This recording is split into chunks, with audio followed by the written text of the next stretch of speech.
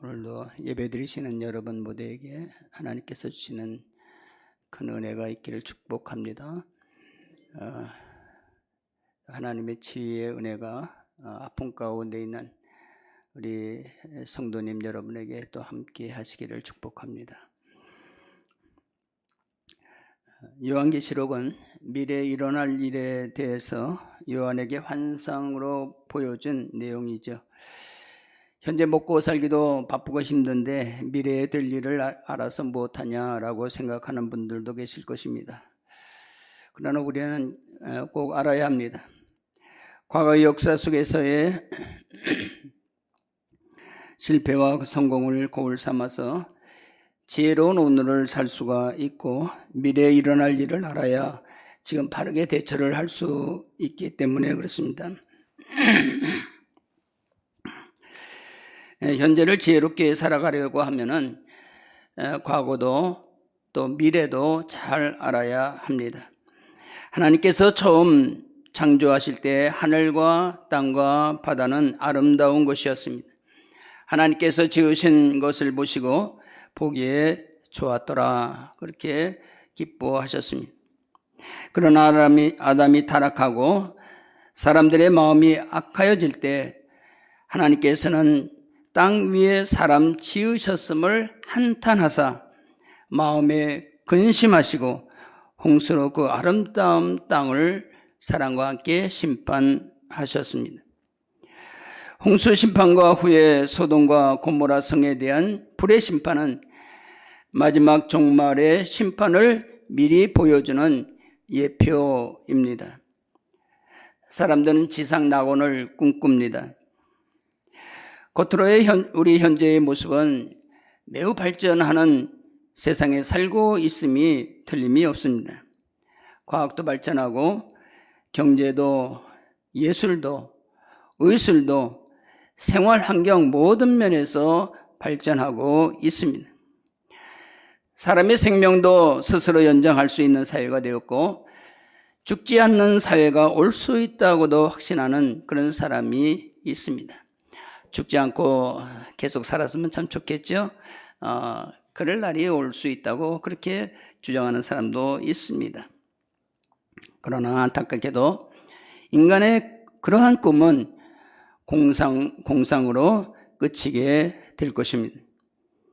사람들의 바람과는 달리 이 세상은 종말을 향해서 달려가고 있기 때문에 그렇습니다. 성경은 이미 세상의 종말을 곳곳에서 예언하고 있습니다. 이 세상은 없어지고 새 하늘과 새 땅이 전개될 것입니다. 새 하늘과 새 땅에 대한 예언을 성경에서 찾아볼 수가 있는데요. 첫째 우리 이사야의 예언을 살펴보겠습니다. 이사야서 65장 17절 18절을 보면은 같이 한번 읽어볼까요? 시작. 보라 내가 새 하늘과 새 땅을 창조하나니 이전 것은 기억되거나 마음에 생각나지 아니할 것이라. 너희는 내가 창조하는 것으로 말미암아 영원히 기뻐하며 즐거워할지니라. 보라 내가 예루살렘을 즐거운 성으로 창조하며 그 백성을 기쁨으로 삼고. 예수님께서 오시기 벌써 700년 전 그 이전에 벌써 이사야 선지자가 이 세상의 종말을 예언하고 있습니다. 새 하늘과 새 땅을 창조하리니 이전 것은 기억되거나 마음에 생각나지 아니할 것이야. 이전에 모든 있었던 그 아름다움과 모든 것은 다 사라지고 하나님께서 새 땅과 새 하늘을 우리를 위해서 준비해 주셨다 이렇게 말씀합니다. 베드로의 예언입니다. 베드로후서 3장 12절 13절을 보겠습니다. 같이 시작. 하나님의 날이 임하기를 바라보고 간절히 사모하라. 그날에 하늘이 불에 타서 풀어지고 물질이 뜨거운 불에 녹아지려니와 우리는 그의 약속대로 의가 있는 곳인 새 하늘과 새 땅을 바라보도다. 하나님의 날 종말이 임하기를 간절히 사모하라. 종말을 기다리라 그 말씀이에요. 그날에는 이 세상에 있던 모든 것이 다 불살라지고 녹아지게 될 것이다. 그리고 하나님께서 말하는 새 하늘과 새 땅이 전개될 것이다. 그렇게 말씀합니다. 예수님께서도 종말을 예언하고 계십니다. 마태복음 24장 29절부터 31절 말씀해 보면 같이 한번 읽어보겠습니다. 시작. 그날 환난 후에 즉시 해가 어두워지며 달이 빛을 내지 아니하며 별들이 하늘에서 떨어지고 하늘의 권능들이 흔들리리라. 그때 인자의 징조가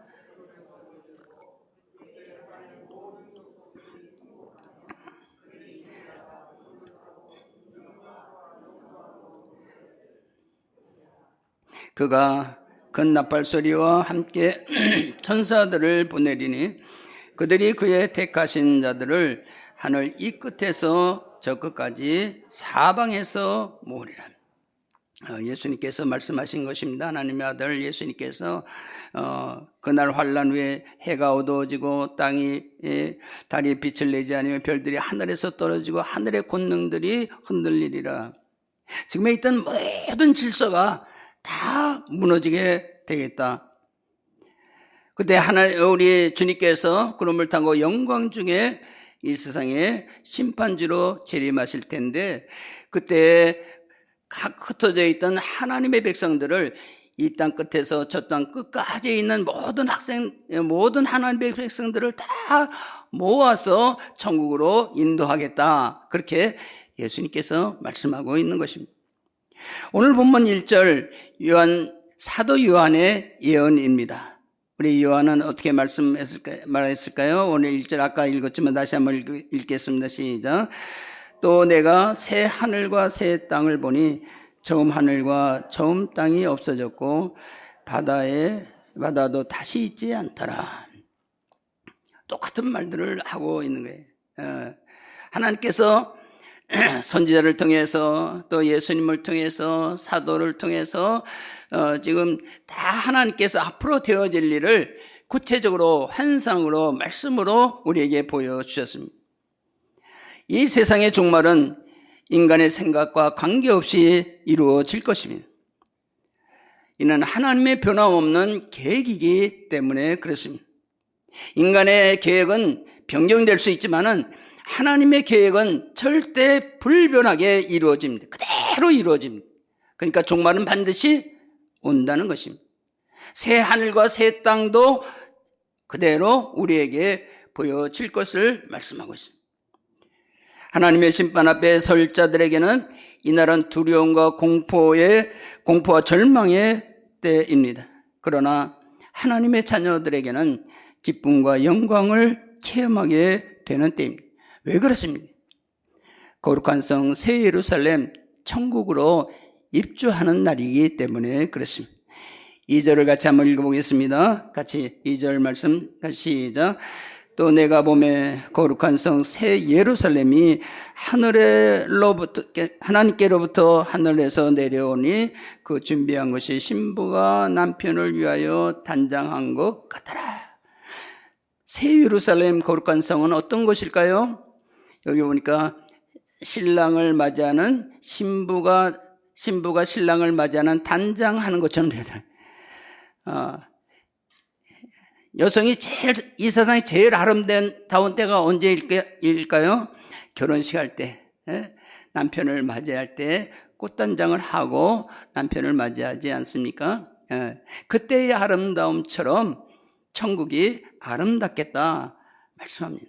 성경에 보면 요한계시록 오늘 본문 읽었는데 그 다음 9절부터 22장 5절까지 천국이 어떠한 것인가를 생생하게 여러 가지로 말씀하고 있습니다. 12달 날마다 과일이 열리고, 물론 하나의 상징으로 천국의 아름다움을 상징적으로 보여주시는 거죠. 아름답게 이루어진다고 우리에게 말씀하고 있습니다. 천국은 아름다운 것이고 영원한 하나님의 영광이 비추는 것이고 풍성한 하나님의 은혜가 넘치는 것이고 기쁨과 감사로 찬양하는 곳입니다. 여기 보면은 거룩한 성이 하나님께로부터 하늘에서 내려오니 이렇게 말하고 있는데, 이를 공간적인 표현으로 이해하기보다는 하나님의 나라가, 하나님 나라의 도래가 전적으로 하나님으로 말미암는 뜻으로 이해하는 것이 좋다고 생각을 합니다. 하나님의 나라가 어디에서 이루어지든 장소가 중요한 것이 아닙니다. 하나님의 나라는 반드시 이루어질 것인데, 그것이 땅에 이루어지는, 하늘에 이루어지는, 어떤 곳에서는 하늘로 올라가는, 이렇게 휴거하는 걸로 이렇게 다 그려져 있지 않습니까? 하나님의 나라가 땅에 있든지 하나님께서 마련해 주실 것이에요. 중요한 것은 하나님의 자녀들을 위해서 하나님께서 천국을 반드시 예배해 주셨고, 그 천국에 하나님께서 영원토록 우리와 함께 하신다는 것을 성경은 우리에게 말씀하고 있습니다. 그것이 중요합니다. 천국에 있고 하나님께서 함께 하시는, 그리고 아름답고 풍성하고 하나님의 영광이 있는 곳이다. 새 예루살렘에서 하나님의 백성들은 하나님의 놀라운 은혜를 체험하게 됩니다. 3절과 4절을 다시 한번 읽겠습니다. 내가 들으니, 시작.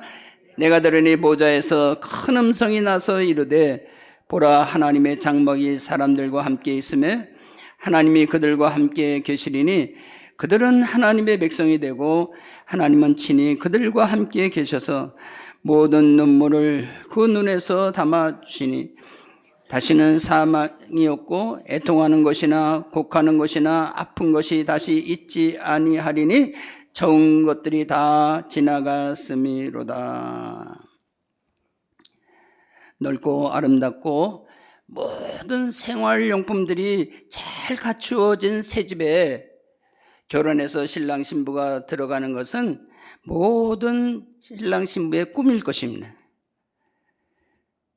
이제 신옷 입은 신부가 된 그리스도인들이 신랑 되신 그리스도와 아름다운 천국에서 혼인잔치에 참여하는 것은 모든 그리스도인들의 꿈일 것입니다.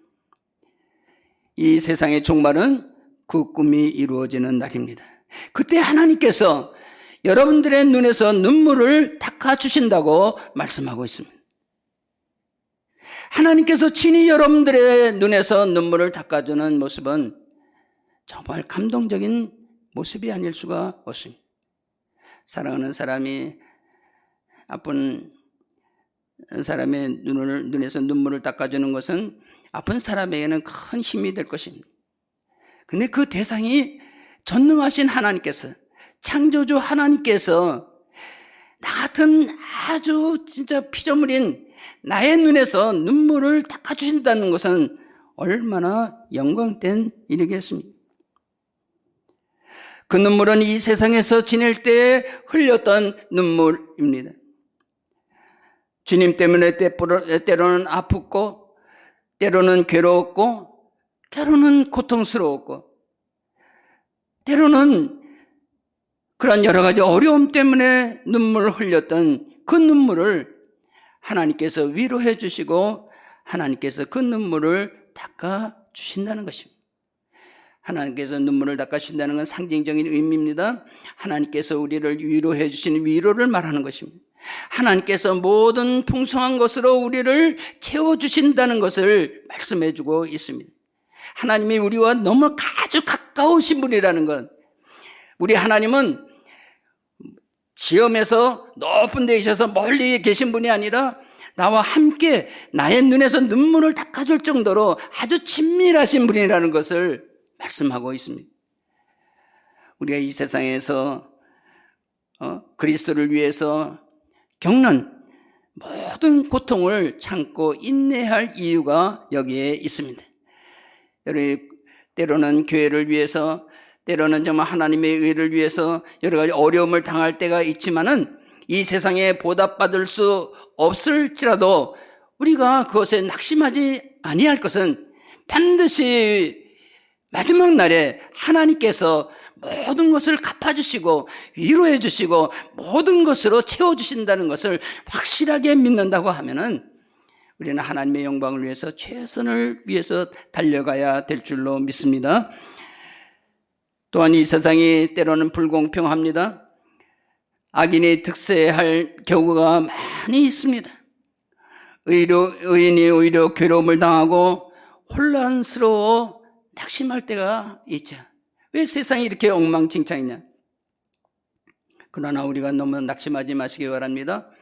이 세상은 반드시 새롭게 될 것이기 때문이십니다.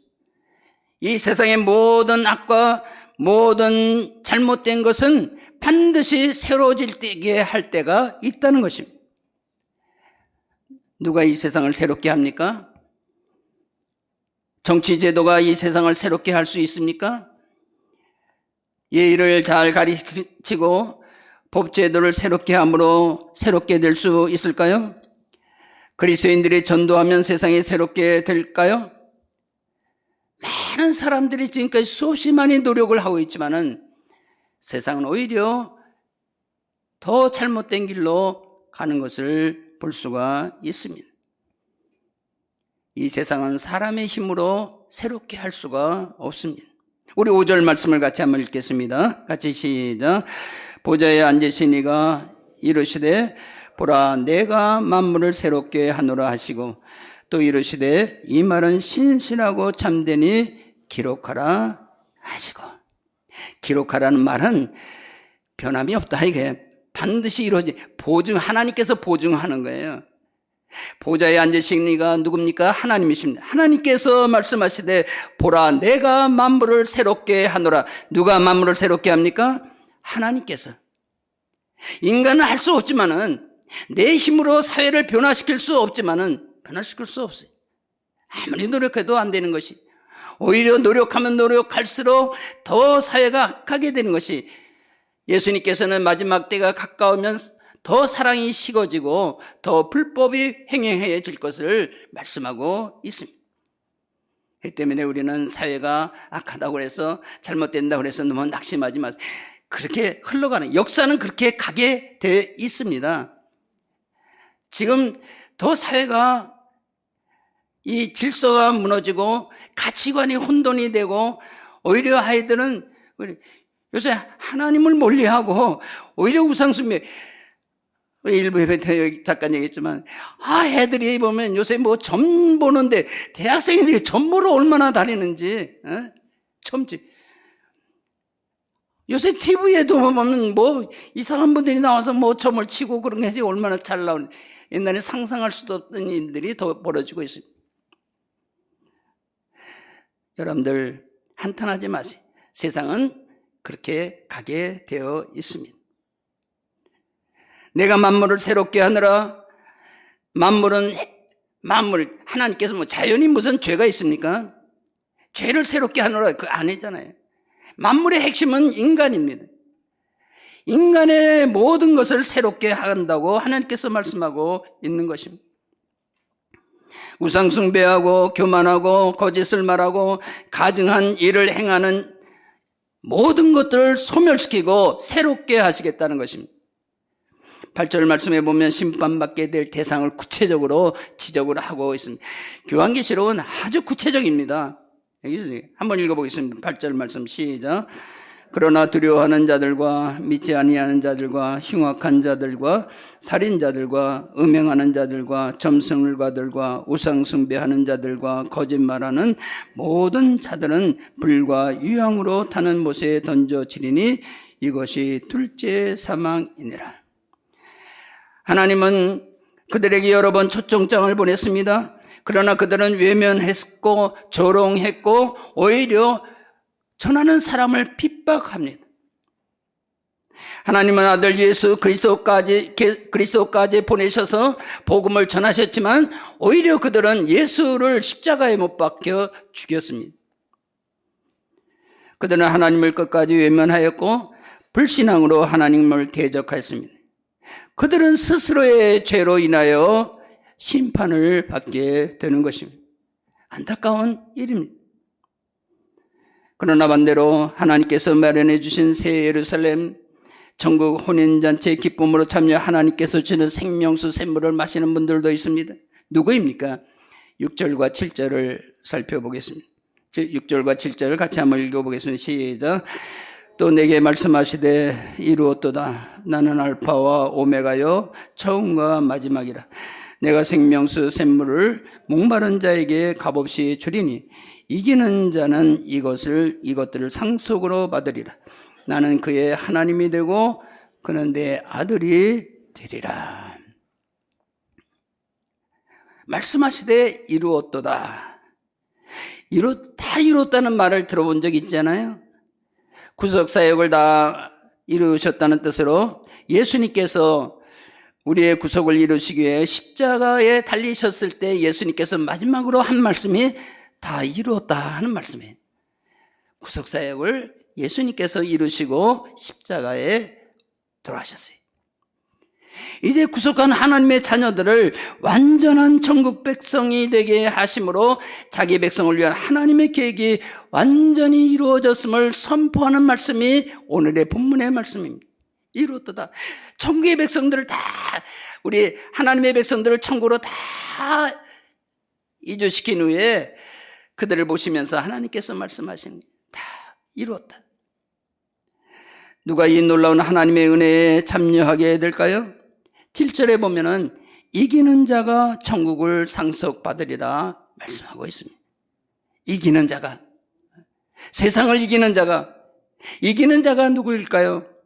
요한일서 5장 4절 5절 말씀을 보겠습니다. 같이 읽겠습니다. 시작. 무릇 하나님께로부터 난 자마다 세상을 이기느니라. 세상을 이기는 승리는 이것이니 우리의 믿음이니라.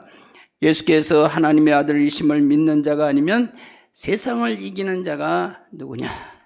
이기는 자에 대해서 아주 구체적으로 말씀해요. 세상을 이기는 자가 누구냐? 우리 357장 후렴에 보면 이런 말씀이에요. 믿음이 이기네, 믿음이 이기네. 믿음이 이기네, 믿음이 이기네. 주 예수를 믿음이 온 세상 이기네. 이기는 자. 주 예수를 믿는 믿음이 세상을 이긴다고 말씀하고 있습니다. 세상을 누가 이깁니까? 나의 지혜로 이기는 것이 아닌 능력으로, 나의 권력으로, 돈으로 세상을 이길 수가 없습니다. 인간의 마음에 들어가 하나님을 대적하게 만들고 죄를 짓게 만들고 마침내 멸망으로 이끌고 가는 사탄의 권세를 누가 이길 수가 있습니까? 사탄의 권세를 사탄과 싸워서 누가 이길 수가 있습니까? 싸워서 이길 수 있는 인간은 아무도 없습니다. 죄와 싸움에서 이길 수도 없습니다. 인간은 연약하기 때문에 그렇습니다. 신실하려 그렇게 했었던 바울도 죄를 이길 수 없어서 한탄하는 모습을 성경은 우리에게 보여주고 있습니다. 바울은 얼마나 신실한 사람입니까? 바리새인 중에 바리새인이라고 말하고 있어요. 바리새인 중에 바리새인인 것은 아주 올곧은 사람이라는 걸 말하는 거예요. 말씀으로 사는 사람을 말하는 거예요. 그런데 그 중에서 최고로 여겼던 바울 자신도 이렇게 고백을 합니다. 내가 원하는 바 선은 행하지 아니하고 도리어 원하지 않은 바 악을 행하도다. 선을 행하려고 애쓰는데 안 되는 거예요. 여러분 그런 경험 많이 했잖아요. 내가 좀 착하게 살고 싶은데 안 되는 거예요. 왜? 나의 욕심이, 나의 욕망이, 성경에서 돈 좋아하지 말라고 그래도 돈 되게 좋잖아요. 그죠? 돈 더 벌라고 막 애쓰잖아요. 좀 참아야 되는데 안 되는 거예요. 우리 세상에서 좋아하는 거 정욕을 이기기가, 남자들이 정욕을 이기는 게 쉽습니까? 어렵습니다. 그러니까 많은 죄를 짓게 되니 국회의원들도 장관들도 목사들도 이 음욕 때문에 망하는 사람이 한둘이 아니에요. 왜 그래요? 약하기 때문에 그래요. 이해를 해요. 거기에 자유로운 사람이 없어요. 누가 이 세상의 악을 이기고 누가 이 세상의 죄를 이기겠습니까? 오직 이길 수 있는 것은 내가 아니라, 우리가 아니라, 우리의 힘이 아니라 주님의 은혜라고 말하고 있습니다. 바울이 주님의 십자가를 믿음으로 바라본 후에 이렇게 말합니다. 우리 목사님도 매주 이렇게 암송하는 말씀하는 구절인데요. 로마서 8장 1절과 2절 같이 한번 읽어보겠습니다. 같이 시작. 그러므로 이제 그리스도 예수 안에 있는 자에게는 결코 정죄함이 없나니 이는 그리스도 예수 안에 있는 생명의 성령의 법이 죄와 사망의 법에서 너를 해방하였음이니라. 예수 그리스도 안에 있는 자에게는 결코 정죄함이 없나니 죄기를 이길 수 있는 유일한 방법은 무엇입니까? 바로 예수 그리스도의 십자가를 바라보는 것밖에 없다는 것입니다. 내가 죄가 많이 있지만 내가 스스로 죄를 해결할 수 없는데 하나님께서 나를 사랑하사 우리를 사랑하사 내 죄의 문제를 해결하시기 위해서 하나님께서 육신의 몸을 입으시고 이 땅에 오셔서 스스로 나의 죄를 짊어지고 십자가에 달리셨습니다.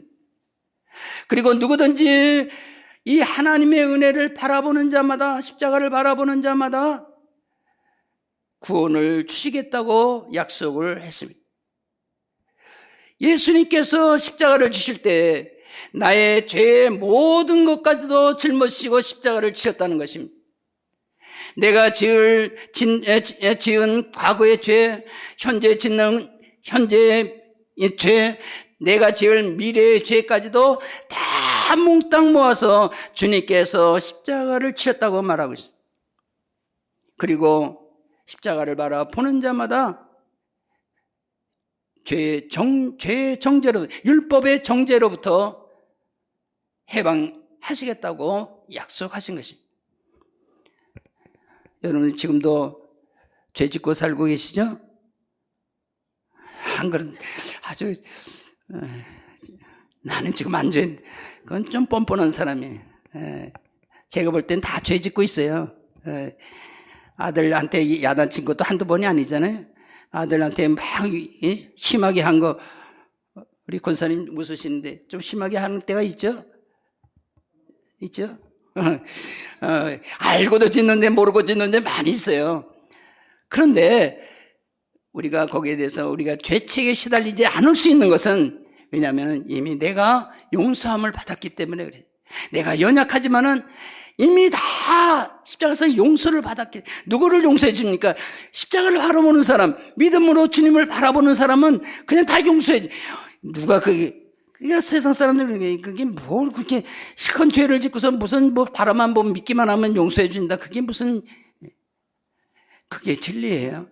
성경에서 하나님께서 그렇게 약속했거든요. 믿음으로 주님의 십자가를 바라보는 사람은 모든 죄를 용서해 주시겠다. 그리고 하나님의 자녀로 삼겠다. 하나님께서 약속하신 것에 그것을 믿는 사람들, 하나님의 언약을 믿는 사람들, 아브라함 같은 사람은 그래서 믿음으로 하늘나라에 가는 거예요.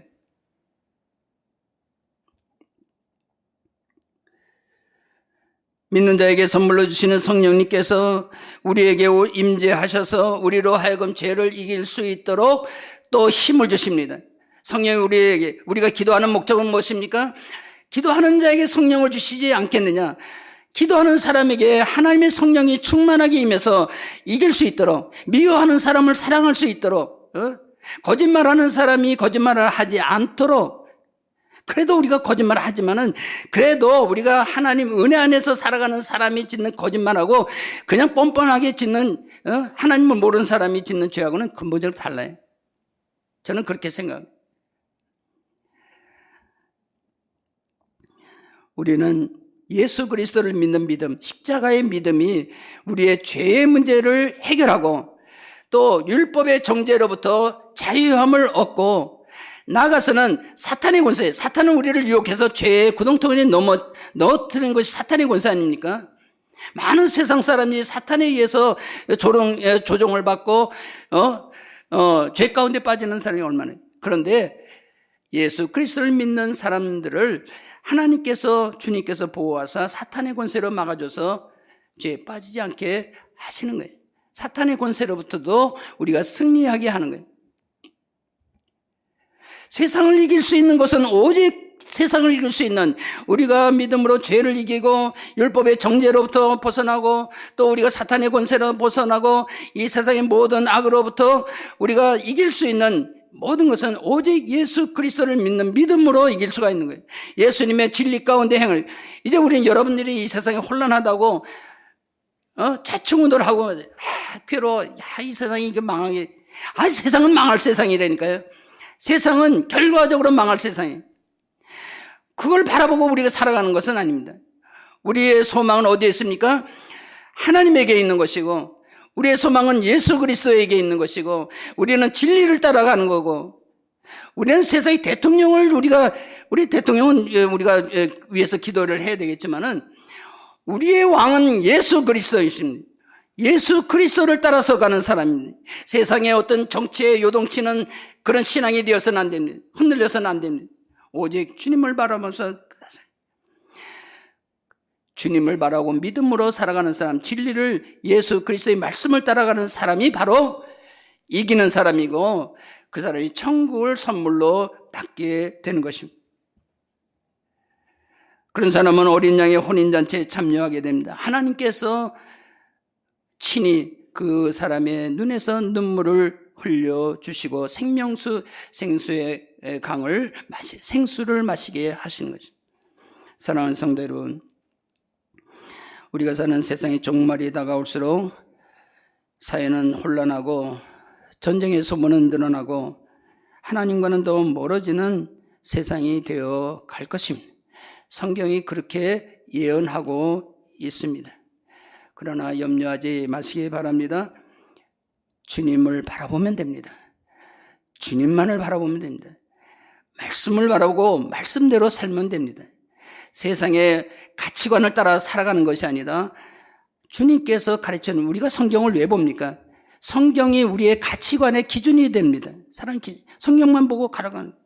그래서 주 안에서 살아가면 주님께서 우리를 이기게 만들고 세상을 이기도록 믿음으로, 사랑하는 성도 여러분, 믿음으로 세상을 이기는 여러분들이 되시길 바랍니다.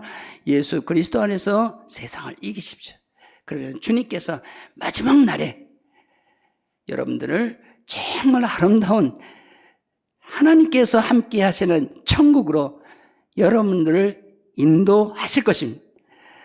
이것을 믿음으로 바라보는 사람은 언제나 마음에 평안이 있어요. 세상이 요동쳐도 평안이 있어요. 이 믿음이 부족하니까 자꾸 세상을 바라보면서 흔들리고 좌절하고 아직까지 믿음이 부족한 거예요. 주님을 바라보면서 믿음으로 세상을 이기는 저와 여러분 되시기를 주님의 이름으로 축복합니다.